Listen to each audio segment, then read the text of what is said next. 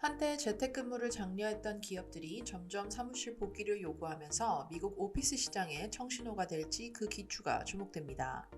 페이스북 모회사인 메타 플랫폼은 지난달부터 전 직원 재택근무 정책을 철회하고 주 3회 출근을 시행했습니다. 애플, 구글, 아마존, 마이크로소프트에 이어 메타도 회사 출근으로 전환하면서 글로벌 빅테크 기업들의 재택근무 시대가 끝이 난 셈입니다.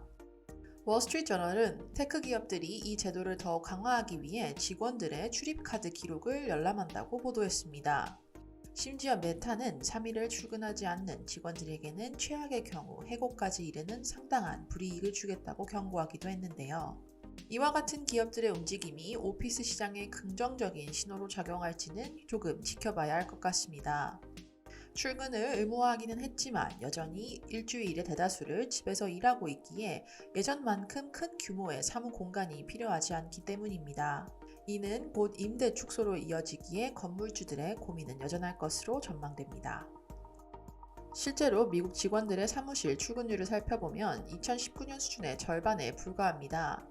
지난 분기 오피스 시장 공실률은 19.2%로 19.3%라는 최고 수치를 기록했던 1991년 기록에 매우 근접하고 있습니다.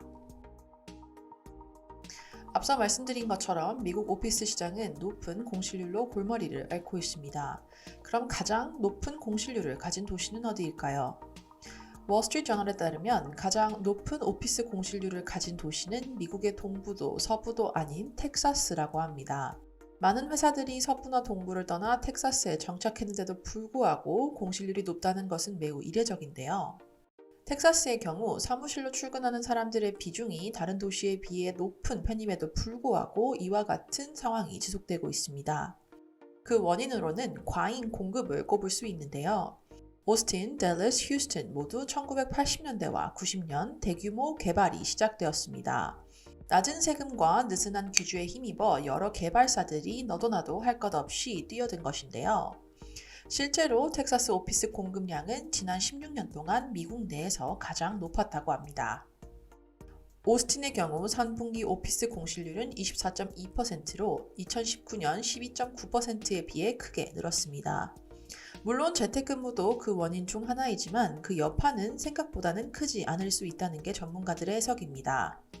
대부분의 임대 계약은 장기 계약이기 때문에 공간을 사용하지 않더라도 비용은 계속 내고 있기 때문에 건물주들은 아직까지 그 직접적인 피해를 보지 않았습니다.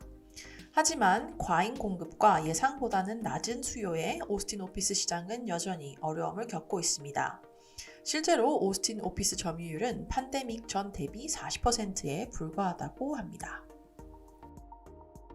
마지막은 보다 긍정적인 소식 전해드리겠습니다. 맨해튼의 상징인 타임스퀘어가 미국 최대 연휴인 추수감사절과 크리스마스를 앞두고 점차 살아나고 있다고 합니다. 락다운 이후 179개의 상점이 문을 닫으면서 심각한 침체기를 겪었던 이 지역은 3년 만에 180번째 상업 계약이 이루어졌다고 합니다.